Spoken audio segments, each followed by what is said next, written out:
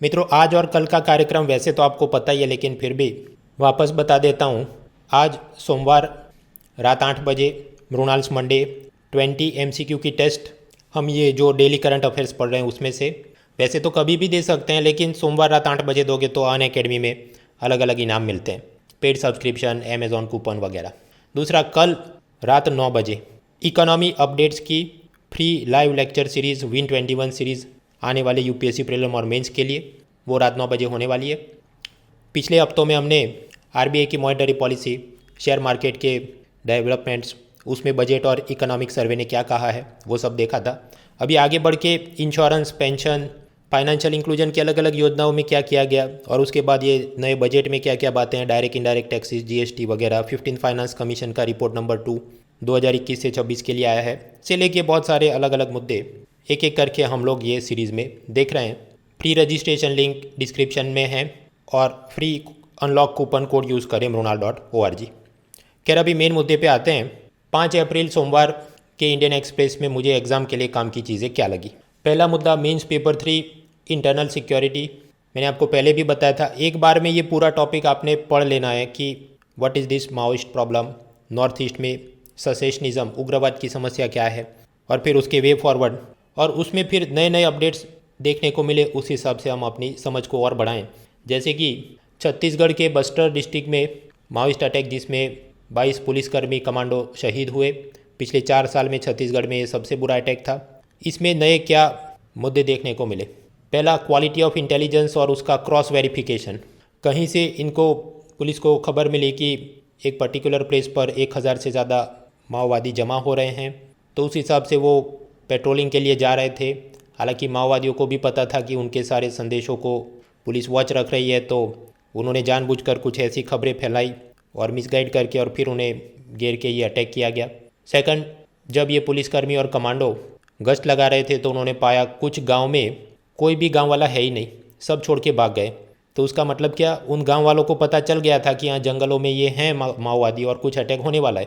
तो ऐसी सिचुएशन में ये लोगों ने और सावधान होना चाहिए था, आगे नहीं बढ़ना चाहिए था वगैरह। तीसरा, जो जवान शहीद हुए या घायल हुए उनको तुरंत पुलिस वाले वापस नहीं ला पाए अपने बेस कैंप पर, और पूरी रात शव जो जंगल में रहा होगा तो माओवादियों ने उनके सारे हथियार, ग्रेनेड, वायरलेस वॉकी टॉकी वगैरह चुरा लिया होगा, जो और चिंता का विषय है, क्योंकि वही वॉकी टॉकी से अब उनको भी सारे मैसेज सुनाई देंगे कि कहाँ पर क्या पेट्रोलिंग हो रही है, और वो दूसरे अटैक कर सकते हैं। इंटरनल सिक्योरिटी से हम आगे बढ़ें, इंटरनेशनल रिलेशन। तो अपना मेंस पेपर 2, वहाँ पर एक मुद्दा है डायस्पोरा, जिसके साथ जुड़ी एक चीज़ थी वैक्सीन नेशनलिज्म, टीकाकरण में राष्ट्रवाद। कुवैत एक छोटा सा देश है, करीब 70% पॉपुलेशन उसकी माइग्रेंट वर्कर से चलती है पूरी इकोनॉमी।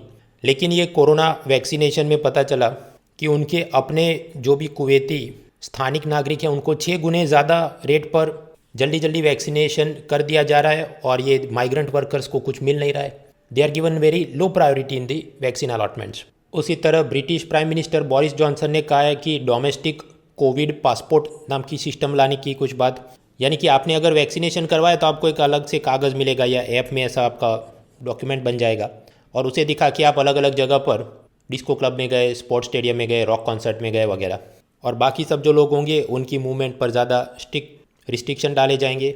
उसमें भी काउंटर आर्ग्यूमेंट और कंट्रोवर्सी चल रही है कि इस तरह के जो कोविड पासपोर्ट बनाए जाएंगे तो कई सारे माइग्रेंट वर्कर्स जिनका वैक्सीनेशन नहीं हो पाया, शायद उनके पास पैसा नहीं है, उनके पास डॉक्यूमेंट नहीं है, या फिर वो इलीगल इमिग्रेंट है, या फिर कोई ऐसी इंडियन या पाकिस्तान फैमिली जहाँ पर ये पैट्रियार्कियल नॉर्म्स, पितृसत्तात्मक चीज़ों के चलते उसके घर के पति जो भी डोमेस्टिक वायलेंस या XYZ रीजन, रिलीजियस रीजन के चलते पत्नी या बेटियों को वो वैक्सीन के लिए जाने नहीं दे रहे हैं, तो उन सब के ऊपर और ये नई समस्या खड़ी हो सकती है वगैरह। तो वैसे तो छोटे छोटे मुद्दे हैं, लेकिन जब आपने ये ग्लोबलाइजेशन, वैश्विकीकरण, नेशनलिज्म, राष्ट्रवाद, इश्यूज़ ऑफ माइग्रेंट वर्कर्स पर लिखना शुरू करें तो कहीं ना कहीं कुछ सोच सकते हैं।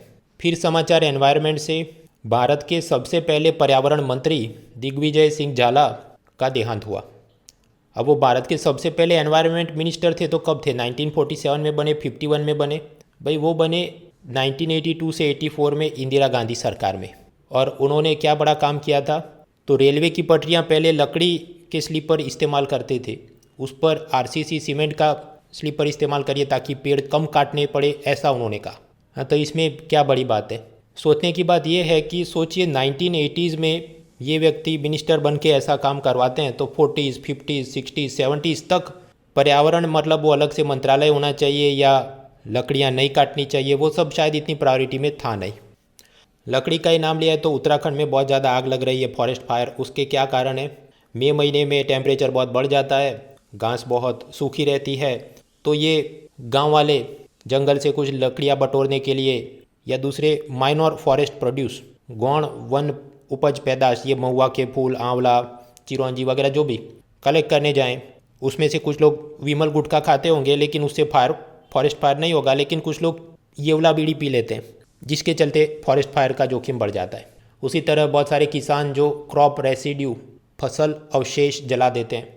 तीसरा कारण, कुछ टूरिस्ट वो भी घूमने जाएं ट्रैकिंग पे, अपना कुछ कैंप लगाए, वहाँ पर जो आग जलाई होगी। कुछ मिस्चीवियस एलिमेंट्स, शरारती तत्व जो जानबूझ के आग लगा रहे हैं। उत्तराखंड सीएम ने कहा है केंद्र सरकार को हमको फोर्स भेजिए और हेलीकॉप्टर भेजिए ताकि सब ट्रैकिंग हो सके और हेलीकॉप्टर की मदद से पानी छिड़क के आग को बुझाया जा सके वगैरह। इसके अलावा पेज 1 पे कोरोना के मामले बढ़ रहे हैं। केरला, वेस्ट बंगाल चुनाव की तू में जारी है।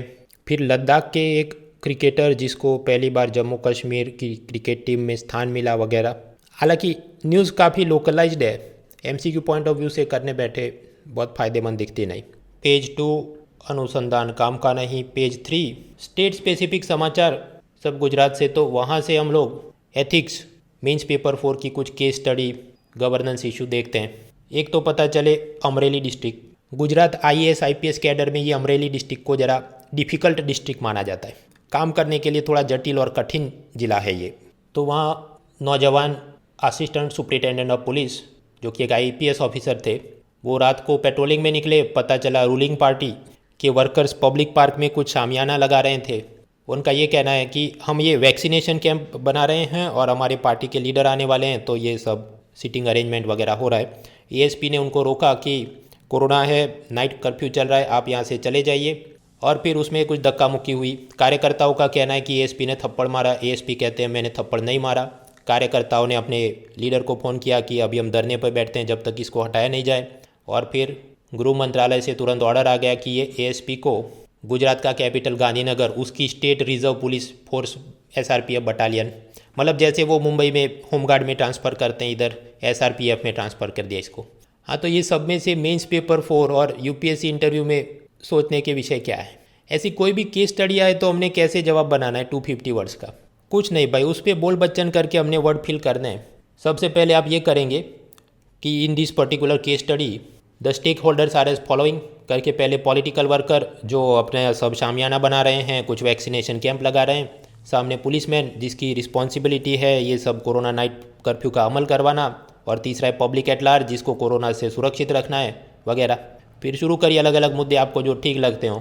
फॉर एग्जांपल नंबर 1, ये पॉलिटिकल वर्कर वैक्सीनेशन कैंप लगा रहे हैं वो अच्छी बात है, लेकिन आजकल आप जानते हैं ये सोशल मीडिया का कल्चर ऐसा है, आप कोई काम करें वो काफ़ी नहीं है, उसका फ़ोटो खींच के सोशल मीडिया में डालना वो ज़्यादा ज़रूरी है, जिसके चलते हर एक चीज़ में शोइंग ऑफ करने के लिए बहुत बड़ा कुछ मंडप बनाया जाए, ढेर सारे लोगों को जमा किया जाए, फ़ोटो खींचे जाए, देखो कितनी बड़ी रैली हुई। उस चक्कर में ये जो काम हो रहे हैं, then it is very difficult to control the corona अगर ये सोशल डिस्टेंसिंग और नाइट कर्फ्यू के नियमों का अनुपालन नहीं हो रहा, खासकर रूलिंग पार्टी के कार्यकर्ताओं द्वारा। मतलब मुद्दा तो एक ही लाइन का है कि भाई उन्होंने उधर ऐसा नहीं करना चाहिए रात को, लेकिन हमको 250 वर्ड्स फिल करने हैं, तब क्या करेंगे? ऐसे बोल बच्चन करके लंबा खींचेंगे उसको। सेकंड पॉइंट, ये जो आईपीएस ऑफिसर जो पेट्रोलिंग पे निकले और बवाल हुई और ट्रांसफ़र हो गया, तो अगर रूलिंग पार्टी वर्कर के फरियाद करने से तुरंत ऐसे सब तबादले होते रहें तो डिस्ट्रिक्ट के जितने भी ये पॉलिटिकल और बाहुबली एलिमेंट हैं उनके हौसले और बुलंद हो जाएंगे और पुलिस का नैतिक मनोबल और कम हो जाएगा, जो चिंता का विषय। तीसरा, ये पब्लिक पार्क वगैरह में सीसीटीवी कैमरा ज़्यादा लगाने चाहिए, पुलिस को बॉडी कैम देने चाहिए, व्हीकल के अंदर भी कैमरा ऐसे होने चाहिए ताकि किसने किसको थप्पड़ मारा उसकी सब बवाल हो तो प्रूफ रहे। उसी तरह ये जो सुप्रीम कोर्ट और अलग अलग पुलिस रिफॉर्म कमीशंस ने बताया है कि स्टेट पुलिस बोर्ड या स्टेट सिक्योरिटी कमीशन जो कि पुलिस ऑफिसर के ट्रांसफ़र, पोस्टिंग, प्रमोशन के बारे में देखे, उसका निर्माण करना चाहिए ताकि पॉलिटिकल इंटरफियरेंस कम हो। एंड लास्टली, जब तक ये सब नहीं होता तो आईपीएस ऑफिसर ने भी थोड़ा टैक्टफुली काम करना चाहिए, यानी जो भी लोकल लीडर्स हैं अलग अलग पार्टी के, उनके साथ अच्छे रिलेशन बना के रखने चाहिए ताकि पब्लिक पार्क में खुद कार्यकर्ताओं से उलझने की जगह उनको फ़ोन किया जाए या उनसे बात की जाए कि आप इनको कहिए यहाँ से हट जाए। और नहीं तो छठा तरीका का तो है ही गुलाब का या फिर कि कमल का फूल दे देना चाहिए, ताकि सामने वाला के हृदय परिवर्तन हो जाए और वो खुद ही से कोरोना सोशल डिस्टेंसिंग के नॉर्म्स का पालन शुरू करे। हाँ, तो असल में आप क्या करेंगे? करना तो कुछ नहीं भाई, हमने 250 वर्ड्स में जवाब बिठाने हैं, या इंटरव्यू में कुछ पूछा जाए if this happens what will you do या व्हाट आर योर थॉट्स, तो 2-3 मिनट बोलने के लिए कंटेंट होना चाहिए। दूसरी एक और केस स्टडी बनाते हैं। गुजरात में सरकारी प्राइमरी स्कूल का टाइमिंग क्या होता है? सामान्य रूप से सुबह 10:30 बजे से शाम को 5 बजे तक, मतलब करीब 6.5 घंटे की पढ़ाई की जाए। लेकिन अप्रैल महीने में धीरे धीरे उसको मॉर्निंग सेशन में शिफ्ट कर देते हैं। सुबह 7:30 बजे से लेकर 12:30 बजे तक करीब 5 घंटे। वो इसलिए क्योंकि गर्मियाँ बढ़ती है तो हीट वेव में बच्चे बीमार नहीं हो जाए, लू नहीं लग जाए, इसलिए। तो वैसे तो ये हर साल होता ही है, लेकिन इस साल शायद अभी तक नोटिफाई नहीं किया। एजुकेशन डिपार्टमेंट का जस्टिफिकेशन ये है कि क्योंकि कोरोना के चलते बहुत बंद रहा था स्कूल पिछले साल, तो इसलिए अभी इसको चलाते ही हैं, और सुबह तो कम ही पढ़ाई होती है तो उसकी जगह 6.5 घंटे, इसलिए दोपहर का इस सेशन जारी रखो। तो ये सब से एक स्कूल टीचर नाराज़ हो गए और फेसबुक पे पोस्ट लिख दी कि ये सब एजुकेशन डिपार्टमेंट के ऑफिसर हमारे सामने इतनी होशियारी दिखाते हैं, लेकिन चौथी कक्षा भी पास नहीं, ऐसे सब मिनिस्टर लोगों के सामने कुछ बोलते नहीं, तो वहाँ जाके सब आप बताइए, तुगलकी फरमान वापस लीजिए, विद्यार्थियों के बारे में सोचिए, दोपहर को लू लग जाएगी वगैरह वगैरह। हाँ, तो ऐसा सब हुआ, तो what is the way forward? या अगर आप इस डिपार्टमेंट के जो भी बॉस हैं तो आप क्या करेंगे? पहले तो ये जो भी टीचर गवर्नमेंट स्कूल का ये टीचर है, इसको शो कॉज नोटिस दिया जाएगा कि फेसबुक पे आपने ऐसा क्यों लिखा। ये सब सर्विस कंडक्ट रूल्स, सेवा शिस्त अनुशासन के जो नियम होते हैं, सरकारी कर्मी अपने विभाग के अलग अलग ऑर्डर के खिलाफ पब्लिक में, न्यूज़ चैनल में, न्यूज़पेपर में, सोशल मीडिया में नहीं बोल सकता, उसकी निंदा नहीं कर सकता, तो फिर उसको नोटिस भेजा जाए।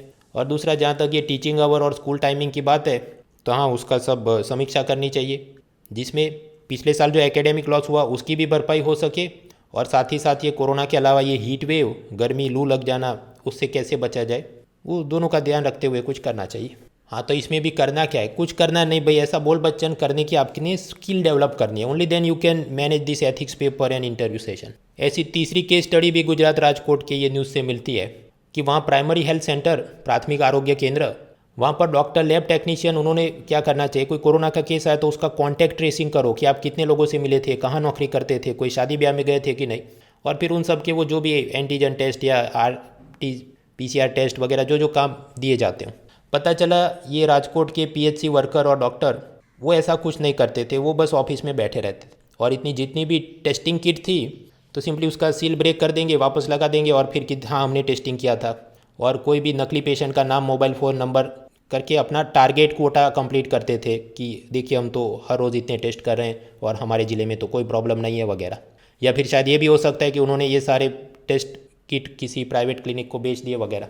लोकल न्यूज़ चैनल ने सब स्टिंग ऑपरेशन से हाईलाइट किया, चीफ मिनिस्टर को ट्विटर में टैग किया, तो चीफ मिनिस्टर ने सब राजकोट डिस्ट्रिक्ट मजिस्ट्रेट को बोला सख्त कार्रवाई करो, तो राजकोट डिस्ट्रिक्ट मजिस्ट्रेट ने इन सबको नौकरी से निकाल दिया, डिसमिस्ड फ्रॉम द सर्विस। तो ये सब में सोचने मंथन करने का विषय क्या है? तो पब्लिक एडमिनिस्ट्रेशन में एक फ्रेज़ होता है cutting edge workers. Cutting edge worker मतलब ये डिस्ट्रिक्ट में, तहसील में जो लोगों के साथ सीधा ताल्लुक़ रखते हैं, ऐसे सब officials, doctor, nurse, teacher, policeman, तहसीलदार, forest officer, agriculture extension officer वगैरह जो भी हैं। आजकल आप पाएंगे कि वो इलाके में फील्ड ट्रिप, फील्ड विजिट कम करते हैं, AC ऑफिस में ज़्यादा बैठते हैं, और उसमें बहुत सारे ऐसे कि अगर बैकवर्ड डिस्ट्रिक्ट है तो वहाँ नौकरी उनकी भले हो, लेकिन वो शहरों में ही बैठे रहते हैं, वर्क फ्रॉम होम करते हैं, अपने बच्चे की कोचिंग क्लास और नीट और IIT के एग्ज़ाम की तैयारी करवा रहा हूँ मैं। So then it is inevitable कि ऐसे सब सुस्ती से काम होगा। दूसरा, ये रिएक्शनरी अप्रोच कि कोई जर्नलिस्ट स्टिंग ऑपरेशन करे, ट्विटर में चीफ मिनिस्टर को टैग करे, तो जाके फिर कलेक्टर, डिस्ट्रिक्ट मजिस्ट्रेट एक्शन ले और उनको नौकरी से निकाले, तो ये सब रिएक्शनरी है। प्रोएक्टिव होना चाहिए, स्वयं से ही ये जो भी IAS ऑफिसर और दूसरे डिस्ट्रिक्ट ऑफिसर ने फील्ड ट्रिप में ये सब जांच पड़ताल करते रहनी चाहिए। और तीसरा, यहाँ पर इन लोगों को, ये जो भी डॉक्टर थे उनको सस्पेंड नहीं किया, डिसमिस किया। सस्पेंड करना मतलब कुछ महीने तक नौकरी से आप घर बैठो, आपको आधी तनख्वाह मिलेगी, बाद में इंक्वायरी के बाद वापस नौकरी में ले सकते हैं, दैट इज़ सस्पेंशन।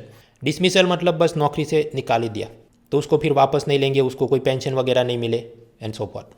हाँ, तो इस केस में डिसमिस किया, ये मतलब सही किया, या फिर ऐसा कि चूहा मारने के लिए तोप का इस्तेमाल, ज़रूरत से ज़्यादा सज़ा दे दी। तो अगर आप गवर्नमेंट के पॉइंट ऑफ व्यू से सोचे तो डिसमिस करना भी ज़रूरी था क्योंकि कोरोना के दौरान ये डेरिलिक्शन ऑफ ड्यूटी, जिम्मेदारियों से भागना, और दूसरा एक दो डॉक्टर, सरकारी डॉक्टर को नौकरी से निकालेंगे तभी बाकी जितने भी डिस्ट्रिक्ट है वहाँ के डॉक्टर ज़रा खौफ में रहेंगे और सही से काम करेंगे। Sometimes you have to take tough decision to set an example.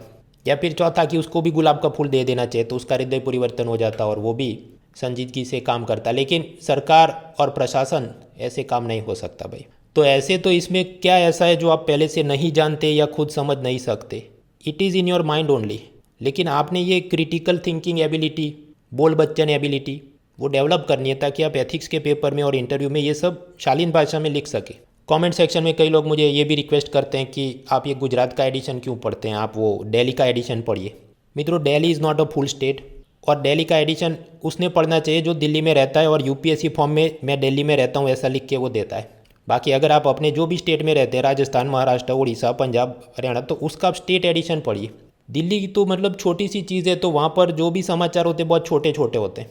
बड़े राज्य के आप एडिशन पढ़ेंगे तो उसमें बड़े बड़े समाचार आपको अलग अलग प्रकार के मिलेंगे, पुलिस के, फॉरेस्ट के, इरिगेशन के, टीचर के, and it helps you cultivate your thinking ability. Delhi में तो घूम फिर के दो तीन ही बात होती है कि वहाँ पर स्कूल बहुत अच्छे चल रहे हैं और डेंगू के केस बढ़ रहे हैं या कुछ जो भी रोड एक्सीडेंट हुआ होगा। Beyond that there is a great thing in public administration. वो स्टेट के आप न्यूज़ पढ़ेंगे, बड़े वाले स्टेट के, तब मदद मिल सकती है। स्टेट एडिशन पढ़ने का एक और भी फायदा है कि आपको स्टेट स्पेसिफिक समाचार मिले तो लोकल एग्जाम में काम में मिले। जैसे ये पेज 3 गुजरात एडिशन में लिखा है, खलील धन तेजवी नाम के एक गुजराती गज़लकार का देहांत, तो वो स्टेट सर्विस एग्ज़ाम में आपने तैयार करना है। आगे बढ़ते हैं, पेज 4 ऐसे सब स्टेट समाचार, उसमें से हमने ये जान लिया। पेज 5 पर बड़ा सा एडवर्टाइजमेंट है नेशनल मैरीटाइम डे, जो कि 5 अप्रैल को मनाया जाता है क्योंकि 1919 में भारत की शिपिंग कंपनी का जहाज़ भारत से इंग्लैंड गया था वगैरह। क्या नॉन आईएएस एग्ज़ाम में वैसे वहाँ पर भी नेशनल मैरीटाइम डे तो इतनी बड़ी चीज़ नहीं है। आगे बढ़ते हैं, पेज 6 कॉलम्स। लेफ्ट साइड के दो पैराग्राफ के छोटे कॉलम में वही इलेक्शन कमीशन ने ज़्यादा निष्पक्षता दिखानी चाहिए और वो हिमंता बिश्वास और ममता बनर्जी वगैरह जो चीज़ें चले, लेकिन नया जानने को कुछ नहीं। दूसरा, स्मॉल सेविंग इंटरेस्ट रेट में जो अप्रैल फूल बनाया गया वगैरह और पॉलिटिकल कंपल्जन के चलते इकोनॉमिक पॉलिसी को लागू नहीं किया जा रहा वगैरह, वो भी हमने देख लिया था। तीसरा बड़ा कॉलम है पेट्रोल डीजल प्राइस के बारे में, बीजेपी लीडर सुशील कुमार मोदी। वैसे इसमें ऐसा कुछ नहीं जो आप पहले से नहीं जानते कि पेट्रोल डीजल पर टैक्स लगते हैं, बहुत ज़्यादा लग रहे हैं, लोग बोल रहे हैं जीएसटी में उसको आप शिफ्ट कीजिए। तो उन सभी टैक्स का ब्रेकअप क्या है एक बात, और उसकी जगह अगर हम लोग जीएसटी लगाएंगे तो अभी जो केंद्र और राज्य सरकार को पैसा मिल रहा है उसकी जगह जीएसटी में हाईएस्ट स्लैब 28% है। उस हिसाब से हार्डली केंद्र को 5-6 रुपये प्रति लीटर, राज्य को 5-6 रुपये प्रति लीटर मिलेगा, तो उनका करीब 4 लाख करोड़ का नुकसान हो जाएगा। तो फिर उतनी सब योजना चलाने के लिए कम पैसा रहेगा वगैरह आर्गूमेंट इन्होंने दिए हैं। और भारत अकेला देश नहीं जहाँ पर पेट्रोल डीजल पर ज़्यादा टैक्स लगते हैं, यूरोपियन यूनियन में भी 45 to 60% टैक्स लगता है एंड सो फॉर। क्या ये सब मैंने एक्सेल फाइल में दिया है, mrunal.org/current पे आप डाउनलोड करके एक बार देख लेना। फिर चौथा बड़ा कॉलम है वो तमिलनाडु में गृहिणियों को 1500-2000 रुपये सैलरी देने की बात, लेकिन नया जानने को कुछ नहीं जो हमने पहले नहीं पढ़ लिया। पेज 7 पे GV रामकृष्ण नाम के एक IAS ऑफिसर जो कि पेट्रोलियम मंत्रालय में एक ज़माने में सचिव यानी सेक्रेटरी थे और उन्होंने अपने ज़माने में क्या क्या अच्छे काम किए उसकी सब श्रद्धांजलि कॉलम। वैसे पढ़ के थोड़ा जान सकते हैं कि IAS ऑफिसर की वर्क प्रोफाइल क्या होती है, why you want to become IAS, लेकिन उसके लिए अभी अपने पास सफिशिएंट पॉइंट हैं। इसको एडिशनल पढ़ के 2 मुद्दे और जान लिए तो वो जो कॉस्ट बेनिफिट है वो, क्योंकि प्रीलिम कभी करीब आ रही है, इट सीम्स लेस। आगे बढ़ते हैं, पेज 7 में पॉलिटी के बारे में एक समाचार। कुछ हफ्तों पहले हमने एक बार पढ़ा था कि भारत में वैसे तो पार्लियामेंट्री फॉर्म ऑफ गवर्नेंस है, लेकिन असल में प्रेसिडेंशियल फॉर्म जैसा हो रहा है। जैसे अमेरिका में प्रेसिडेंट ही सारा करता धरता है, उसी तरह भारत में प्राइम मिनिस्टर और स्टेट में जो भी चीफ मिनिस्टर हैं वो भी प्रेसिडेंट की तरह बिहेव करते हैं, अमेरिका के प्रेसिडेंट की तरह। तो वो खुद से अपना काम करेंगे, बाकी जितने कैबिनेट मिनिस्टर हैं वो सब रबर स्टैम्प की तरह हाँ जी हाँ सर करते रहते हैं। तो ये कॉलम में कानन सुंदरम ने ऐसा लिखा है कि तमिलनाडु में भी ऐसा ही माहौल, जब कामराज, करुणानिधि, MG रामचंद्रन, जयललिता CM थे, तो क्योंकि वो कैरिस्मेटिक पावरफुल लीडर थे तो बाकी सब उनके नीचे जितने भी कैबिनेट मिनिस्टर होंगे वो सब सिर्फ हेलीकॉप्टर आसन करते थे। हेलीकॉप्टर आसन मतलब जब भी नेता का, ये चीफ मिनिस्टर का हेलीकॉप्टर लैंड करे तो ये सब लोग साष्टांग दंडवत होके झुक जाते थे जब तक उनकी पीठ मिनिस्टर को दिखाई न दे। मतलब हर छोटी चीज़ उनको पूछ पूछ के करते थे वगैरह। लेकिन जब जयललिता का देहांत हुआ और उसके बाद जो उनकी पार्टी के CM बने, धीरे धीरे अब बाकी के लोग बाकी के जितने मिनिस्टर हैं, ब्यूरोक्रेट्स हैं, वो अपना काम खुद से कर रहे हैं। They have become more assertive, ज़्यादा मुखर होकर अपने निर्णय खुद से लेते हैं। हर छोटी चीज़ में सीएम को पूछते नहीं, और सीएम को पूछने भी जाए तो सीएम पॉजिटिवली फाइल पे साइन कर देते हैं। तो ये सब जो हो रहा है वो गवर्नेंस के लिए अच्छा है, faster decision making, devolution of powers वगैरह वगैरह। हाँ, तो मेंस पेपर 2 और वहाँ पर issue related to governance and devolution of powers, सत्ता का नीचे हस्तांतरण करना, सोचने के मुद्दे। और इसको और आपने सोचना चाहिए अगर पॉलिटिकल साइंस आपका ऑप्शनल सब्जेक्ट है। उसके बाद पेज 7 पर तीसरा कॉलम, कुल मिलाकर ये बात कि प्रताप बानू मेहता को भारत रत्न तो मिलना ही चाहिए, साथ ही साथ इंटरनेशनल नोबेल पीस प्राइज़ भी मिलना चाहिए, क्योंकि भारत में डेमोक्रेसी खतरे में है, फ्रीडम ऑफ स्पीच खतरे में है, अशोका यूनिवर्सिटी से उनको रिज़ाइन करना पड़ा वगैरह। खैर, इसको देख के वापस वो जाएं, हम अमरेली डिस्ट्रिक्ट के एसपी का तबादला हो गया तो इनको ही वहाँ पर पोस्टिंग दे देना चाहिए, वो भी एक वे फॉरवर्ड सोच सकते हैं। पेज 9 पॉलिटिक्स के समाचार काम के नहीं। पेज 10 आइडिया एक्सचेंज में एम्स के डायरेक्टर का इंटरव्यू, कोरोना में क्या करना चाहिए। हमने भाई सफिशिएंट पॉइंट कलेक्ट कर लिए, आगे बढ़ो। पेज 11 ये कोरोना को 1 साल हुआ तो उसमें हमको क्या सबक लेने चाहिए, what is the way forward, सब लिखा है, पढ़ के और भी जान सकते हैं, लेकिन वी हैव सफिशिएंट पॉइंट। आगे बढ़ो। उत्तराखंड में क्यों ज़्यादा आग लग रही है जंगलों में, वो भी हमने देख लिया। भाई ये तो 3-4 बुलेट का मुद्दा है। यहाँ पर ये फॉरेस्ट सर्वे रिपोर्ट में ऐसा ऐसा करके ये यहाँ पर जंगल ज़्यादा है तो आग ज़्यादा लगती है, वो तो कॉमन सेंस की बात है। तो इसमें 5000 वर्ड की एक्सप्लेन सीरीज़ का क्या काम है। पेज 12 वर्ल्ड न्यूज़ में काम के समाचार हमने देख लिए। वैक्सीन पासपोर्ट और कुवैत में माइग्रेंट वर्कर को वैक्सीन नहीं मिल रही जल्दी। उसके अलावा जो समाचार हैं वो सब या तो जेम्स बॉन्ड CIA टाइप की चीज़ें, म्यांमार में प्रचंड धमाल, इराक में रॉकेट गिरे, अमेरिका में एशियन अमेरिकन्स के सामने हिंसा बढ़ रही है, लेकिन ये लोग अपनी कोई पॉलिटिकल मुहिम अभी तक नहीं बना पाए।